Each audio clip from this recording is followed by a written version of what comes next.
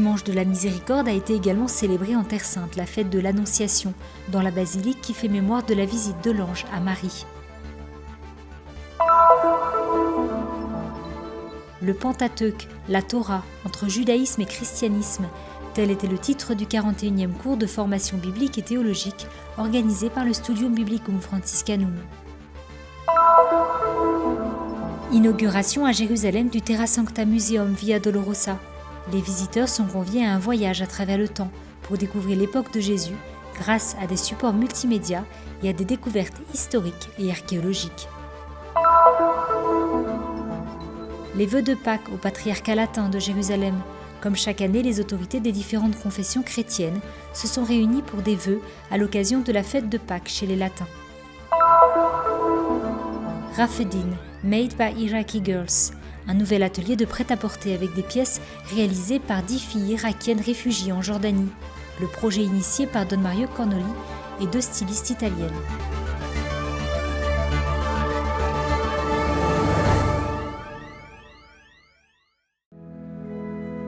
Ville de Nazareth, le lieu où l'ange visita la Vierge Marie. C'est dans cette grotte, qui était la maison où Marie vivait avec ses parents, que l'ange est apparu. Ici, l'ange lui apporta la nouvelle qu'elle serait la mère du Sauveur, et Marie, sans tout comprendre, donna la réponse qui marqua le début de l'histoire du salut. Les célébrations ont eu lieu le 2 et 3 avril à Nazareth dans la basilique, le lieu saint qui garde la mémoire de la visite de l'ange à Marie. Le samedi, lors de son entrée solennelle traditionnelle dans la basilique, le patriarche latin de Jérusalem a été accompagné par les franciscains et les représentants des autres églises chrétiennes. C'est en arabe, la langue des chrétiens locaux, qu'a été récitée la prière des vêpres. Dans la soirée, après la procession au flambeau, une procession mariale traditionnelle avec des bougies, un moment d'adoration a réuni les personnes présentes autour de l'autel. Exposé à tous, présent, dans sa parole et dans son Eucharistie, Jésus, la parole de Dieu, qui s'est faite chair en ce lieu. Le dimanche matin, les scouts ont donné un ton solennel à cette fête parmi les plus importantes pour les chrétiens locaux, descendants de la famille de Nazareth. Je suis fière d'être de Nazareth. Pour moi, c'est un honneur de marcher sur la terre même sur laquelle Jésus a marché. Je suis très heureuse et je voudrais célébrer cette fête chaque année dans la paix et la santé.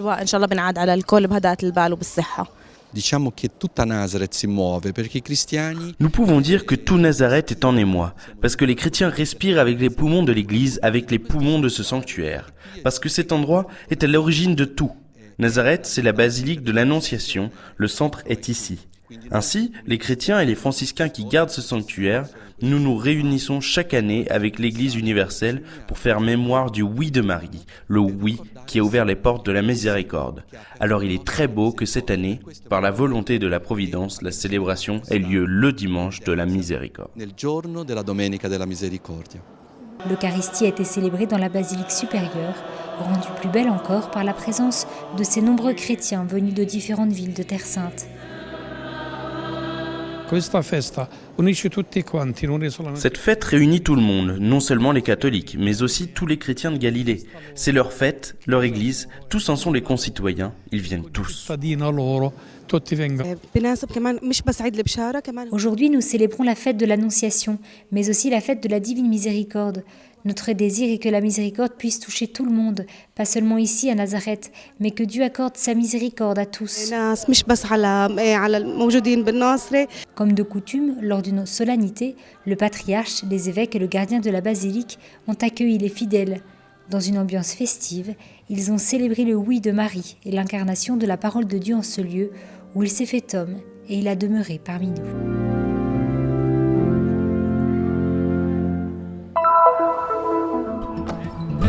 Le 41e cours de formation biblique et théologique organisé par le Studium Biblicum Franciscanum de Jérusalem a pris fin ce vendredi 1er avril. 4 jours pour approfondir certains thèmes bibliques de l'Ancien et du Nouveau Testament.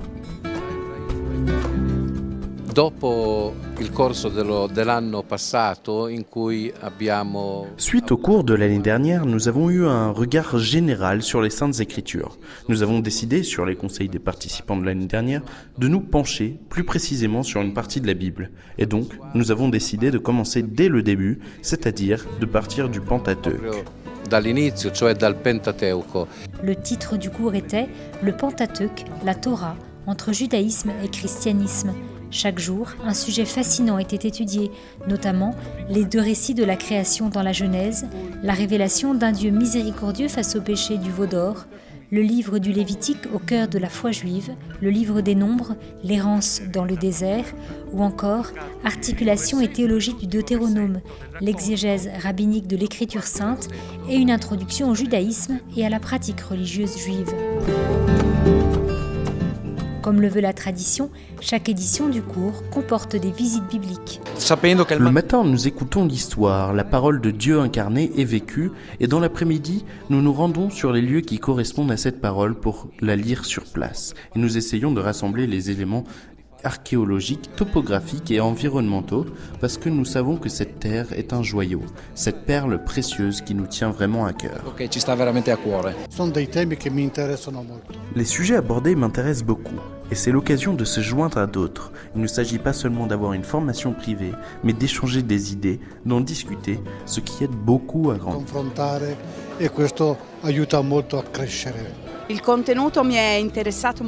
Le contenu de ce cours m'a passionné, c'était très intéressant, en particulier l'étude de certaines thématiques de l'Ancien Testament, et nous verrons aujourd'hui celles du Nouveau Testament. Cela m'a vraiment apporté de nouvelles idées, de réflexions, qui je crois sont importantes et intéressantes. L'approfondissement offert cette année, en particulier avec l'étude de l'Ancien Testament du Pentateuque, est très important. Notamment dans les dernières conférences, relire la présence de la Torah dans les évangiles, la présence de Jésus et la façon dont il cite est tout à fait passionnant. Je suis reconnaissant d'avoir eu la possibilité d'être à nouveau ici pour ce cours de formation offert par le Studium Biblicum Franciscanum. Le Pentateuque dans l'évangile de Matthieu, l'apport de la Genèse dans le 4e évangile, Abraham dans l'évangile de Jean. O aproveitamento de fato é muito grande, porque Pour moi, c'est une grande grâce parce que les enseignants sont très bien préparés et les exposés sont d'une grande clarté. Participer à ce cours de formation fut merveilleux, en particulier l'étude du lien entre le Pentateuque et l'évangile de Saint Matthieu dans le cadre de l'Ancien Testament. Consequentemente, aspectos do Evangelho também de São Mateus, na sua ligação com o Antigo Testamento. C'est très intéressant car nous revenons toujours à l'écriture, aux traditions les plus anciennes, les plus importantes, et c'est un moyen d'approfondissement très intéressant pour moi, surtout lorsqu'on le met en relation avec la situation ici, à Jérusalem, avec notre vie ici, et j'ai beaucoup aimé les excursions dans les lieux saints l'après-midi.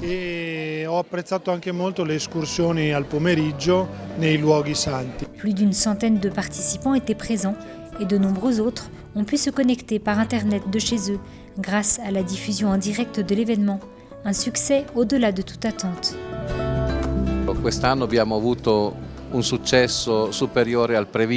Cette année, nous avons eu un succès inattendu.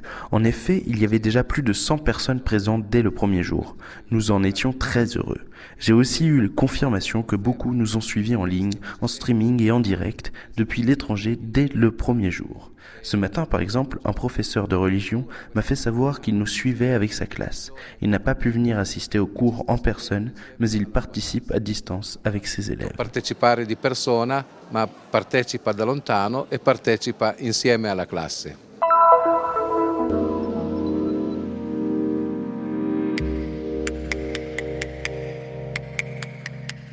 Depuis la mi-mars 2016, Jérusalem abrite un nouveau musée dans les murs de la vieille ville, au couvent de la Flagellation.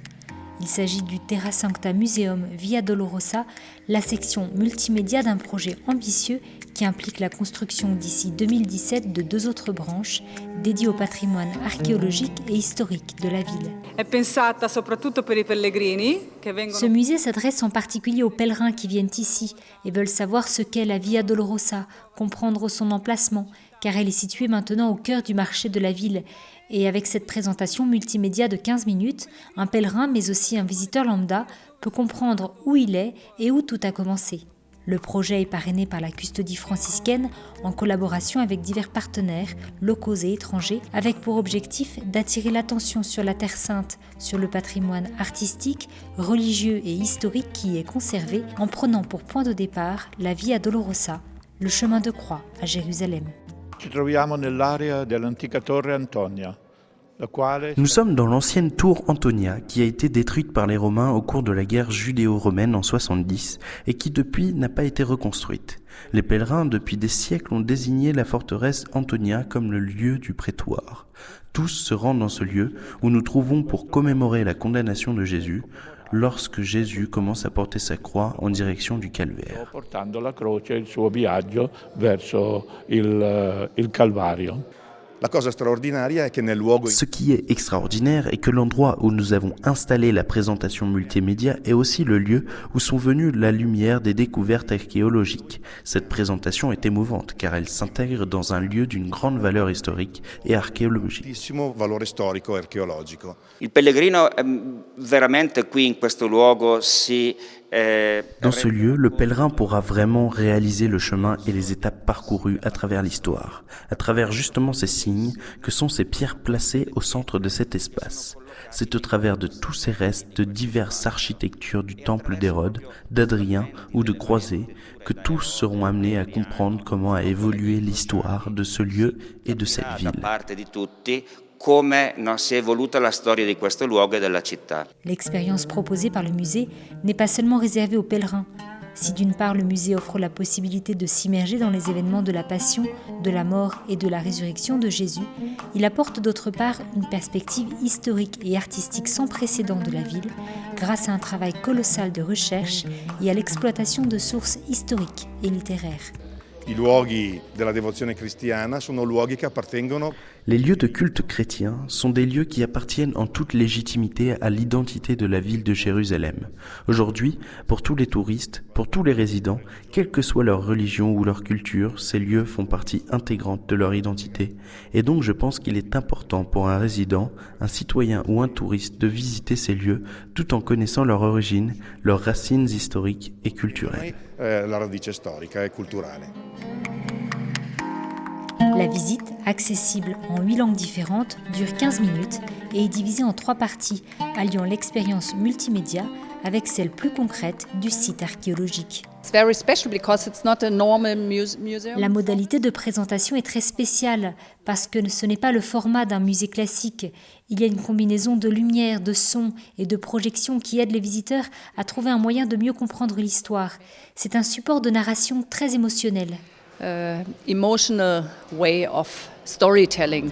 Le musée est ouvert tous les jours de 8h à 17h et jusqu'à 18h en été. Les réservations sont possibles auprès du Franciscan Pilgrims Office ou sur le site web du musée www.terrasanctamuseum.org.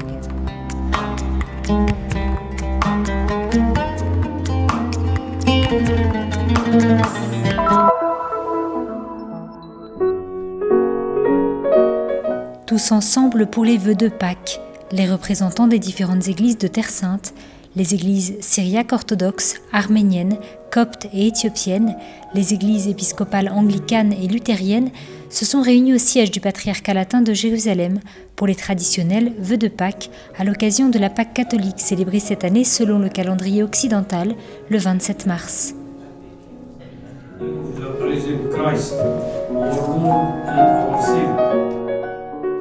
Dans son discours de bienvenue, le patriarche Fouad Toual a déclaré au présent que les attaques terroristes, les meurtres et les destructions qui ont eu lieu au Yémen, au Pakistan, à Bruxelles et dans le reste du monde sont semblables à ce qu'a vécu Jésus pendant sa passion et que pour cette raison, notre vie se doit d'autant plus d'expérimenter la résurrection, la gloire et l'espérance.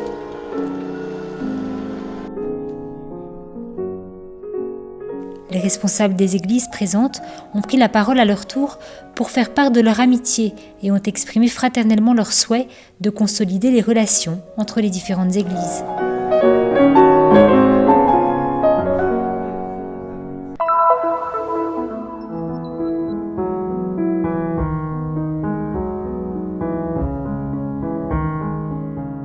un fil et une aiguille pour retrouver une espérance perdue. N'ayez pas peur, j'ai vaincu le monde. Les paroles de Jésus résonnent dans le message Urbi et Orbi du pape François pour Pâques 2016, venant défier l'humanité dans un moment historique où l'injustice, la douleur et la mort semblent prendre le dessus. C'est en Jordanie, l'un des pays qui ont accueilli le plus grand nombre de réfugiés irakiens chrétiens, contraints de fuir leur patrie en juillet 2014 suite aux menaces de mort du soi-disant État islamique, qu'est né Rafedin, Made by Iraqi Girls, un projet pour que brille une petite lumière dans l'obscurité.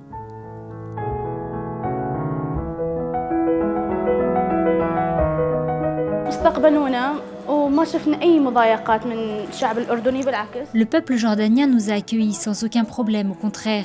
La vraie difficulté est l'attente pour obtenir un permis de voyager, l'attente à cause de la difficulté de trouver du travail, et puis le fait d'être ici sans emploi et sans entrée économique et de vivre seulement avec le peu de choses que nous avons pu rapporter d'Irak. Puis tout à coup, ce projet est né.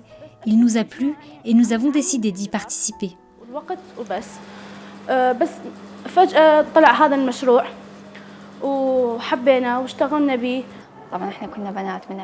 Nous sommes toutes des filles irakiennes, du nord, du sud et de la vallée de Ninive. Nous avons été obligées d'émigrer à cause de la situation dangereuse en Irak, à cause de laquelle nous avons été obligées de quitter notre pays. Ce projet est pour nous l'occasion de développer notre talent et d'en faire une occasion de ressources pour nous permettre de vivre. Rafedin, en arabe les deux fleuves, un terme utilisé pour désigner le Tigre et l'Euphrate, est un nouvel atelier de prêt-à-porter qui marie la beauté et les couleurs des tissus orientaux avec des modèles occidentaux. Rosaria Di Flumeri, propriétaire d'une boutique dans la province de Foggia, et Carla Ladagona, experte et professeure de mode et costumes, se sont rendues en fin février en Jordanie au centre des sœurs salésiennes d'Amman pour donner un cours de coupe et de couture à 10 jeunes filles réfugiées irakiennes dans ce contexte où plus de 10 000 réfugiés se trouvent dans l'interdiction d'avoir un permis de travail ou d'étudier en dehors de l'Église.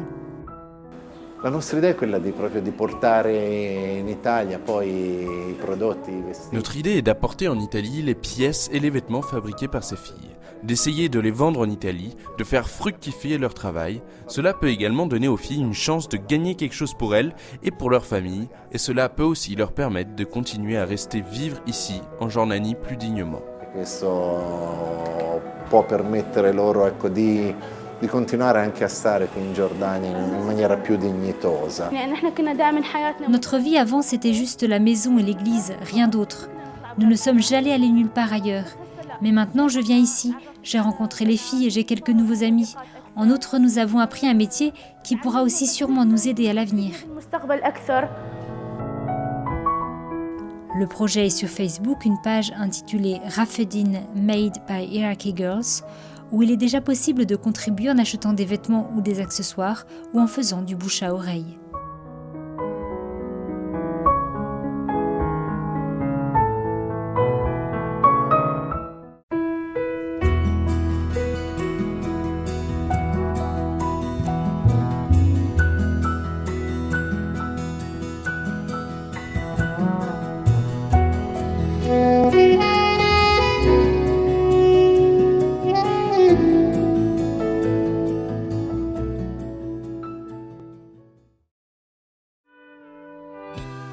Le Terra Santa News est une production du Christian Media Center situé à Jérusalem, en Terre Sainte.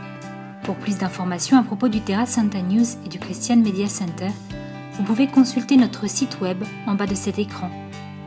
Vous serez également en mesure de souscrire à notre newsletter, d'apprécier des vidéos en direct de la Terre Sainte, ainsi que de visiter nos pages Facebook et YouTube et nous suivre sur Twitter. Venez visiter le site du Terra Santa News.